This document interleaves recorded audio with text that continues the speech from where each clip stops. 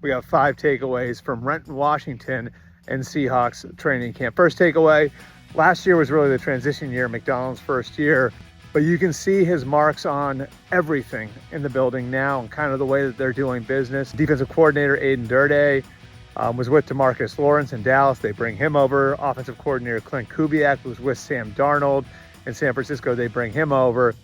This looks like a place that, to use that word again, has better alignment this year than it did a year ago. And remember, they won 10 games in Mike Macdonald's first year. Takeaway number 2, Sam Darnold's leadership is very much on display out here. It's an easygoing, friendly type of leadership. It's a different type of leadership, but I can tell how comfortable Sam is in his own skin here. And he's a really good fit for what Clint Kubiak's going to want to do offensively. Over the course of the spring and now into the summer, he's shown velocity on his ball, accuracy, and ability to move around that makes him a really good fit in Kubiak's offense. Again, he was part of an offense like that in San Francisco with Kubiak on hand. And he's showing an aggressiveness in getting the ball downfield, which is something that they really wanted out of the offense. So it looks like Sam Darnold is in a position to build off of his breakout year of 2024. Takeaway number 3, there are a couple guys internally that they're expecting improvement from. And 2 in particular in the offensive skill group, Jackson Smith-Njigba and Zach Charbonnet. Both have a chance to be more versatile in Clint Kubiak's offense.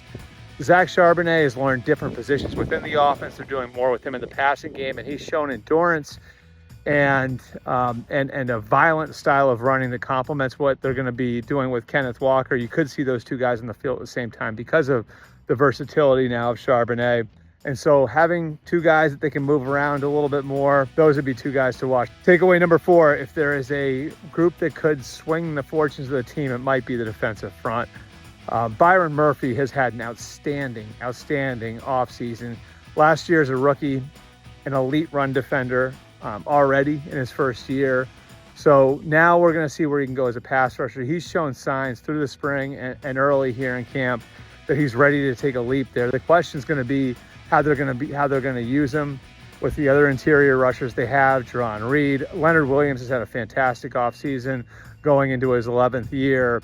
So how they deploy those guys will be interesting. But Byron Murphy looks like he could be a real difference maker as a pass rusher now, in addition to what he's already doing in the run game. Finally, takeaway number 5, that strength of the team might be in the secondary with guys like Julian Love, Reek Woolen, Devin Witherspoon. But the guy that I'm most interested to watch is actually the rookie Nicky Emanwari.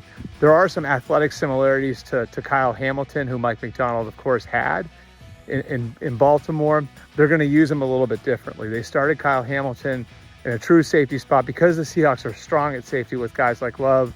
They're going to play Emanwari as more of a nickel type of player, but the potential is there to really move him around the secondary.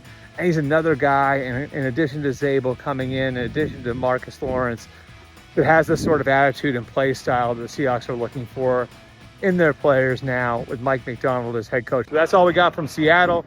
Our next stop will be in San Francisco.